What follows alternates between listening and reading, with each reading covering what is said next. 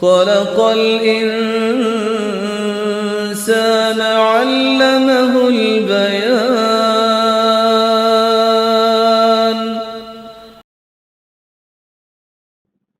نحمده ونصلي على رسوله الكريم، أما بعد، فأعوذ بالله من الشيطان الرجيم.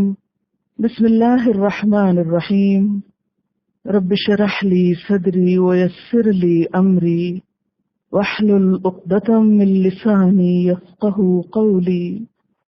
ترجمہ: والمحصنات، اور شادی شدہ عورتیں، من النساء، عورتوں میں سے، الا، مگر، ما ملکت، جن کے مالک ہوئے، ایمانکم، تمہارے دائیں ہاتھ، کتاب اللہ، لکھی ہوئی بات ہے اللہ کی، علیکم، تم پر، وَأُحِلَّ لَكُمْ، اور حلال کیا گیا ہے تمہارے لیے، ما وراء، جو علاوہ ہے،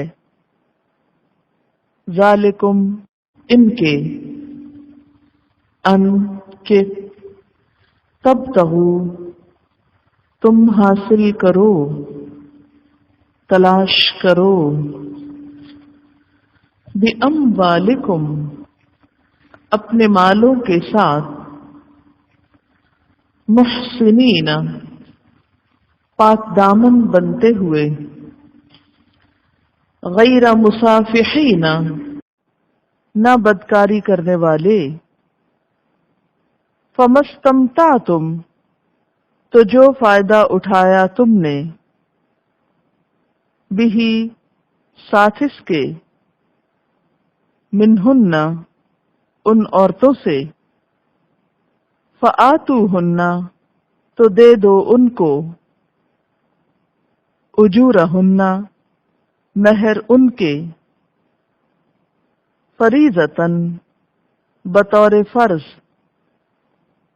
ولا، اور نہیں، جناح، کوئی گناہ، علیکم، تم پر، فیما، اس معاملے میں جو، تراضیتم، باہم رضامند ہوئے تم،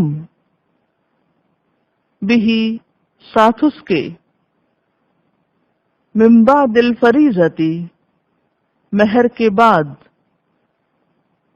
ان اللہ، بے شک اللہ تعالی،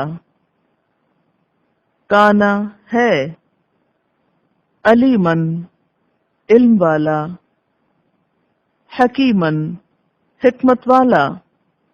تفسیر: والمحصنات من النساء، اور محصنات، بیاہی ہوئی عورتیں، شادی شدہ عورتیں، من النساء، عورتوں میں سے، یعنی ان سے بھی نکاح ممکن نہیں.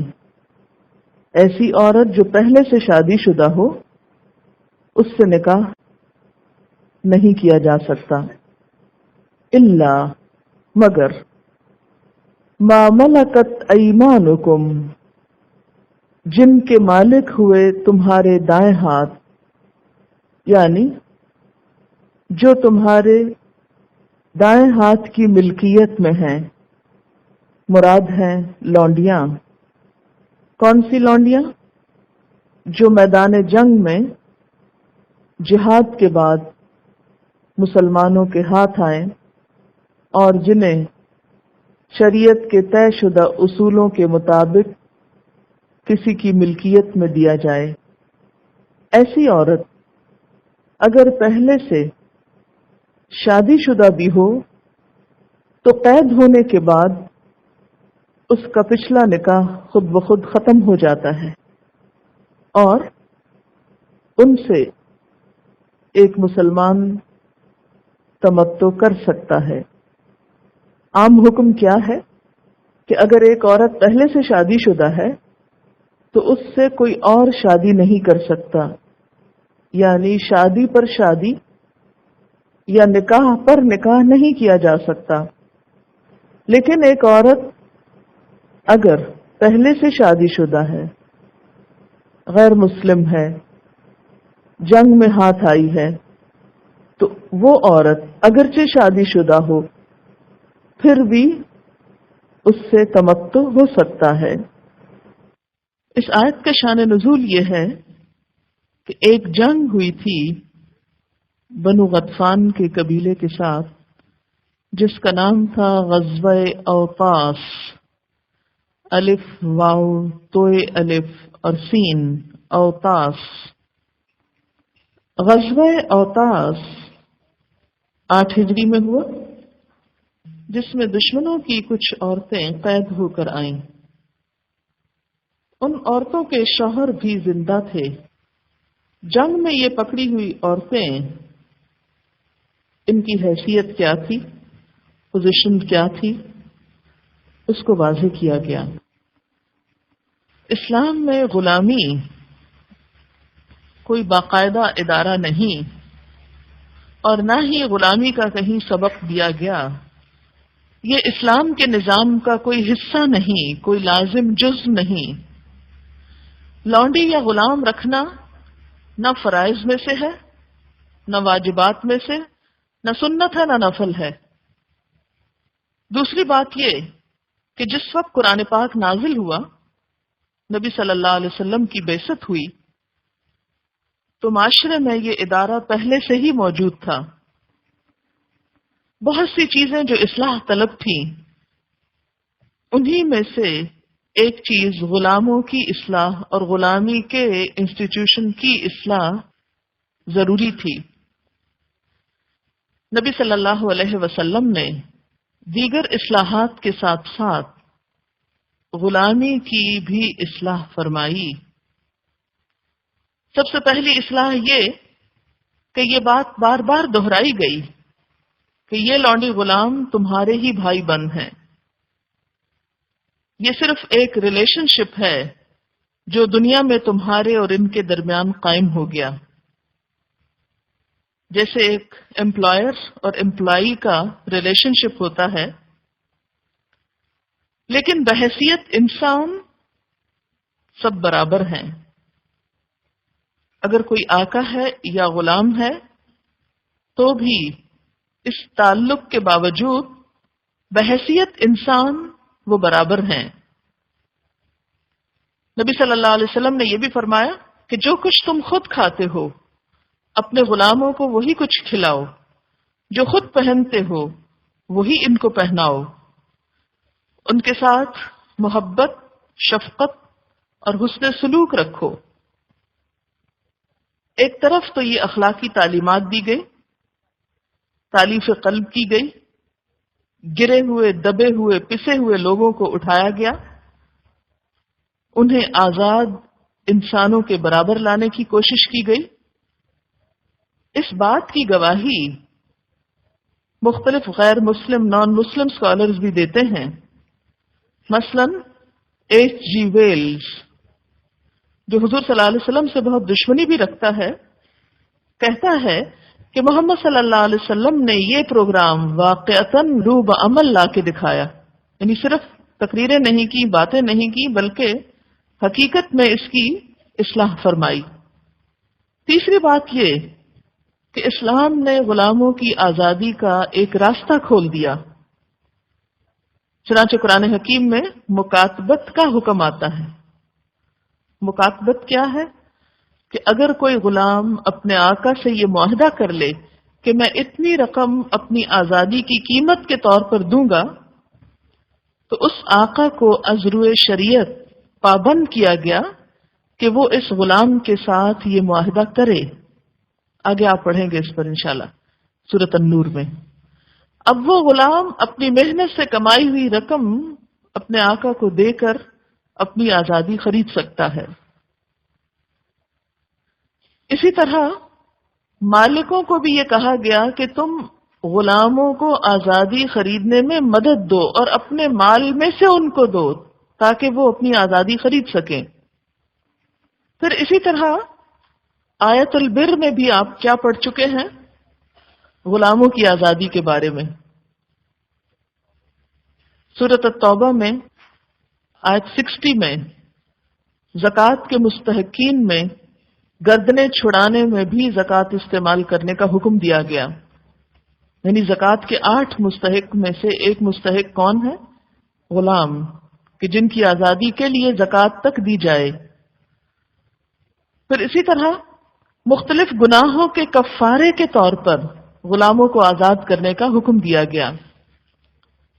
حضرت ابو بکر صدیق رضی اللہ تعالیٰ عنہ کے بارے میں آپ پڑھ چکے ہیں کہ آپ نے غلاموں اور کنیزوں کے طبقے میں سے اسلام قبول کرنے والے 6 مسلمانوں کو، جن میں حضرت بلال بھی شامل ہیں، ایک خطیر رقم دے کر خریدا اور ان کو آزاد کیا۔ حضرت عثمان فرماتے ہیں کہ میں جس روز سے ایمان لایا ہوں، اور آپ کو یاد رہے کہ سابقون الاولون میں سے ہیں، اس روز کے بعد کوئی جمعہ مجھ پر ایسا نہیں گزرا کہ میں نے ایک غلام آزاد نہ کیا ہو۔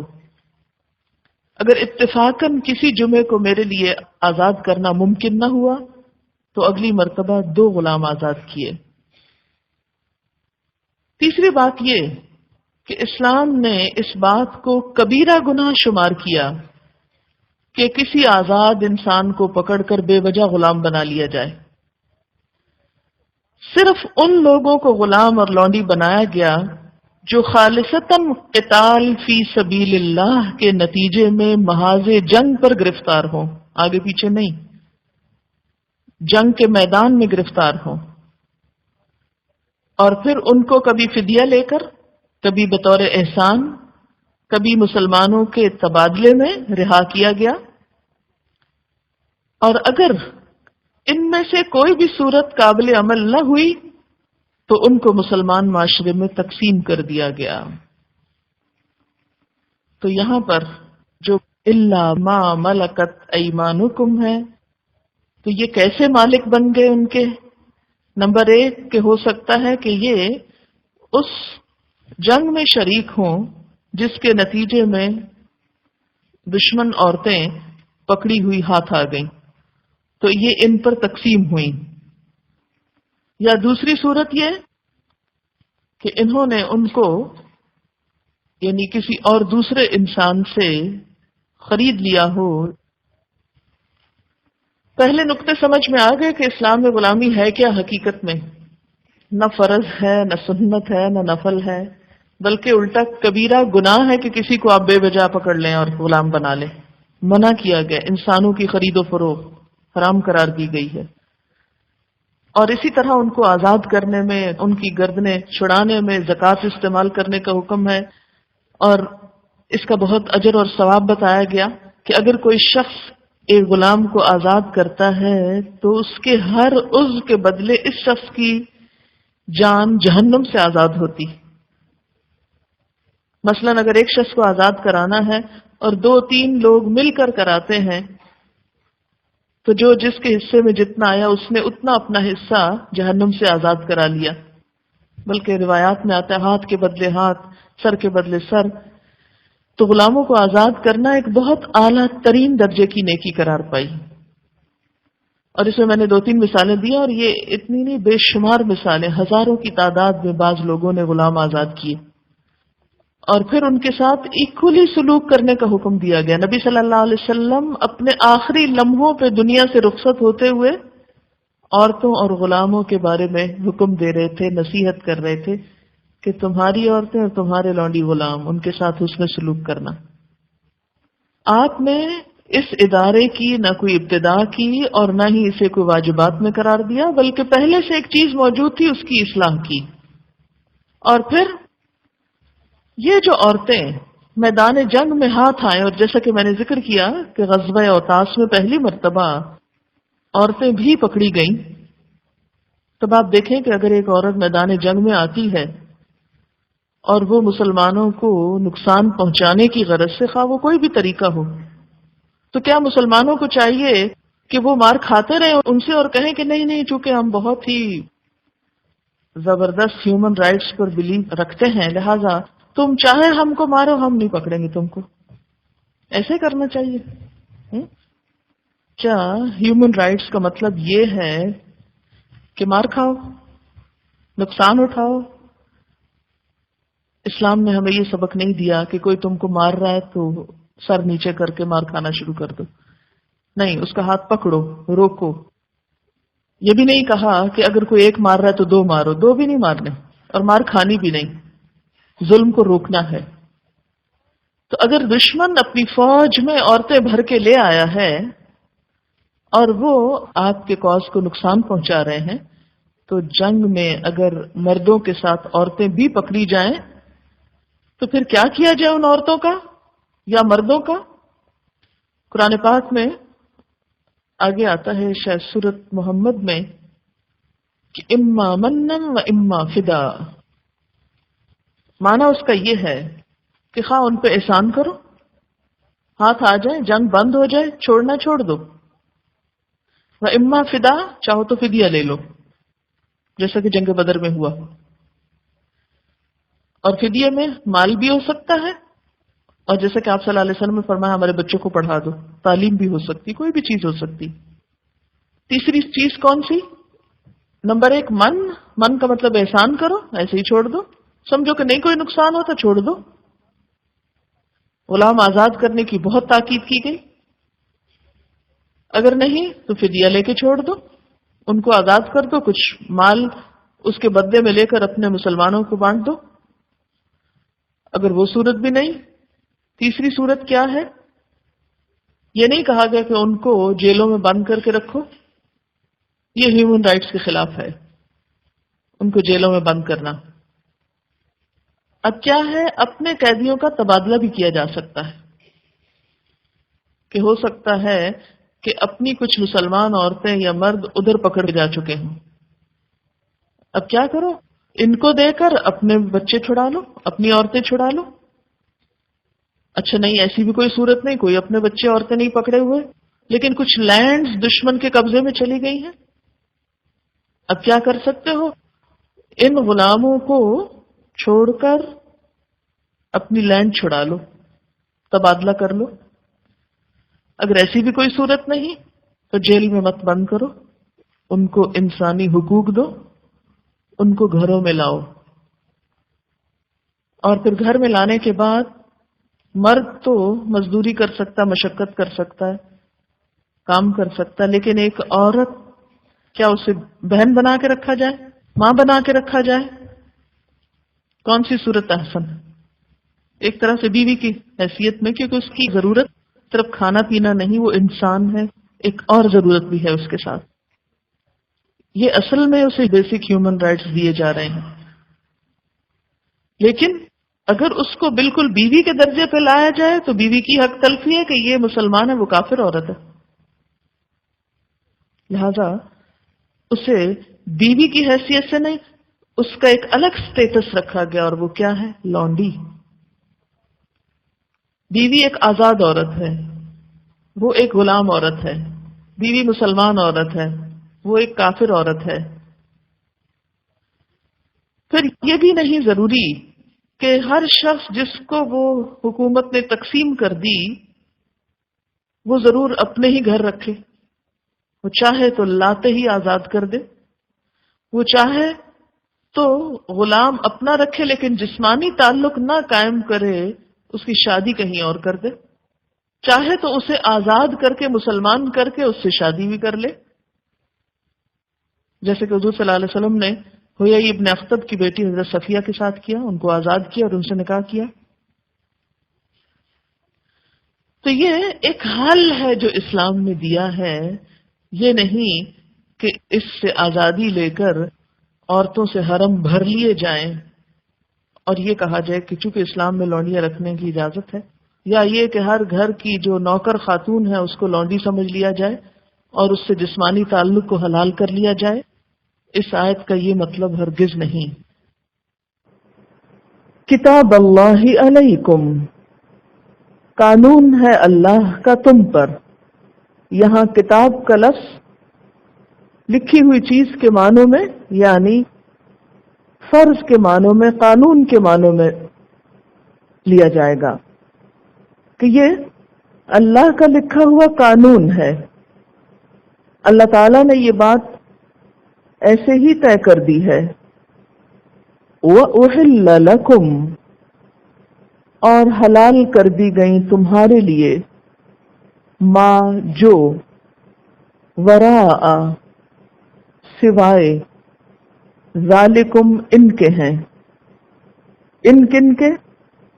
محرمات کے، جن کا ذکر پچھلی آیات میں ہوا ہے، یعنی جن سے اللہ تعالیٰ نے نکاح کرنا حرام قرار دیا ہے، ان کے علاوہ باقی عورتوں سے نکاح کیا جا سکتا ہے. لیکن شرط کیا ہے؟ نمبر 1 4 سے زیادہ نکاح نہ ہو. نمبر 2 ان تبتغوا کہ تم تلاش کرو یعنی چاہو طلب کرو بِأَمْوَالِكُمْ اپنے مال کے ذریعے. گویا حق کے مہر دینا لازم ہے، یعنی مہر کی ادائیگی کے علاوہ نکاح درست نہ ہوگا. پھر کیا شرط ہے؟ محسنین پاک دامن بنتے ہوئے، یعنی زنا سے بچنے کے لیے. غیر مسافحین نہ کہ زنا کرنے والے، نہ کہ بدکاری کرنے والے. گویا نکاح کا مقصد کیا ہے کہ جس عورت سے نکاح کیا جائے اس کو ایک حفاظت مہیا کی جائے. احسان کا لفظ حسن سے ہے. حسن کہتے ہیں قلعے کو. جیسے قلعہ حفاظت کے لیے بنایا جاتا ہے، ایسے ہی نکاح انسان کی عزت و عصمت کی حفاظت کا کام کرتا ہے. تو مردوں کو حکم یہ دیا جا رہا ہے کہ جب شادی کرو تو اس میں اس پہلو کو مد نظر رکھو. یعنی نکاح کا مقصد محض ایک دوسرے کے ساتھ مل کر شہوت پوری کرنا نہ ہو، بلکہ ایک دوسرے کی عزت و عصمت کی حفاظت بھی ہو اور ایک خاندان بنانا بھی مقصود ہو. کیونکہ نکاح کی شرائط میں یہ چیزیں ہیں کہ اس میں ایجاب و قبول ہو، اس میں حق کے مہر مقرر کیا جائے، اور پھر محسنین ہو، یعنی قید نکاح میں لا کر رکھیں. یہ نہیں کہ کسی عورت سے فائدہ اٹھایا اور اس کو چھوڑ دیا. اور پھر غیر مسافحین محض شہوت رانی کے لیے نہیں. فَمَسْتَمْتَعْتُمْ بِهِ مِنْهُنَّ تو جو بھی لطف اٹھایا تم نے ساتھ اس کے، کس کے؟ نکاح کے. منہن ان عورتوں سے. فآتوہن تو دے دو ان کو. کیا؟ اجورہن ان کے اجور یعنی مہر. تو اس سے کیا پتہ چلتا ہے کہ جو شخص نکاح کے بعد کسی عورت سے ازدواجی لطف اٹھائے اس کے لیے لازم ہے کہ وہ اس عورت کا مہر ادا کرے. یعنی مہر کی ادائیگی کب واجب ہوتی ہے؟ جب شوہر اور بیوی میں خلوت ہو. اگر رخصتی نہ ہو، خلوت نہ ہو اور اس سے پہلے ہی طلاق ہو جائے تو ایسی صورت میں نصف مہر دیا جاتا ہے. پورا مہر کب واجب ہوتا ہے؟ جب رخصتی ہو چکی ہو. تو یہاں استمتعتم بہ سے مراد رخصتی ہی ہے. فآتوہن اجورہن تو دو ان کو ان کے مہر فریضتاً فرض سمجھتے ہوئے، بطور فرض کے، یعنی لازمی طور پر جو چیز تم نے طے کی وہ ساری کی ساری ان کو ادا کرو. ولا جناح علیکم اور نہیں کوئی گناہ تم پر، فیما اس معاملے میں جو تراضیتم بہ تم باہم رضامند ہوئے ساتھ اس کے، من بعد الفریضۃ بعد فریضے کے، یعنی مہر طے کرنے کے بعد اگر باہم پھر تم کسی اور بات پہ راضی ہو جاؤ. اور وہ کیا بات ہو سکتی ہے کہ شوہر زیادہ دے دے یا بیوی معاف کر دے تو اس میں کوئی گناہ نہیں. پہلے تو حکم تھا نا کہ جو طے ہو چکا ہے اس کو لازمی طور پر دے دو.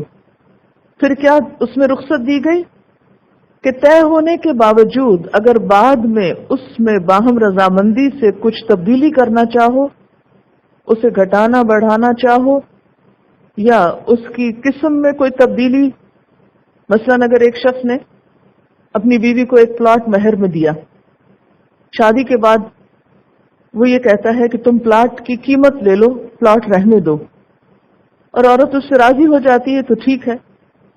اسی طرح اگر کسی نے 1,00,000 روپے مہر دینے کی بات کی، وعدہ کیا، اور بعد میں اچانک اس پہ کوئی ایسی مشکل آ پڑی کہ وہ 1,00,000 دینے کے قابل نہیں رہا، اور وہ بیوی سے یہ کہتا ہے کہ تم 50,000 لے لو، اور وہ کہتی کہ ٹھیک ہے میں 50 بھی نہیں لیتی، میں اس کے بغیر بھی راضی ہوں، گھر پر ہی لگے گا، یا ہم دونوں کی زندگی ایک ہے، ایک جگہ بسر ہوگی، دونوں کے مفادات ایک ہیں، تو ایسا کرنے میں کوئی گناہ نہیں، بشرطے کہ دل کی رضامندی ہو، جبر نہ ہو، دوسرے کے اوپر سختی نہ ہو.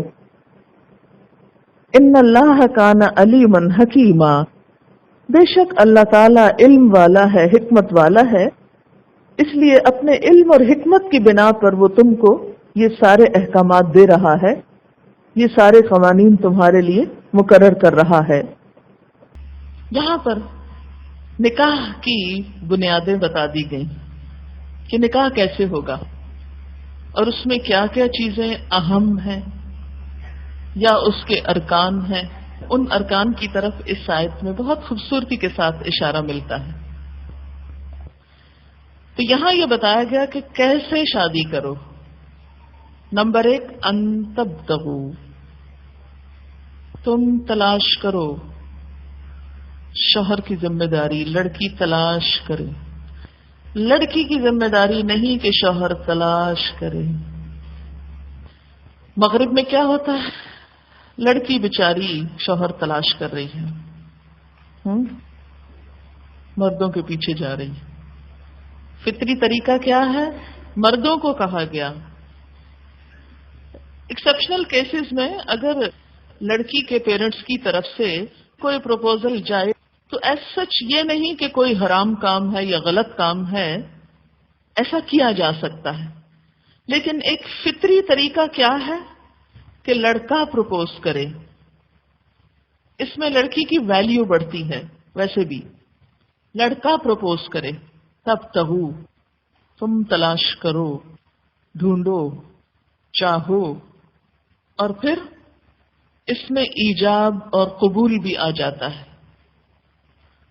ایجاب قبول نکاح کا ایک حصہ ہوتا ہے.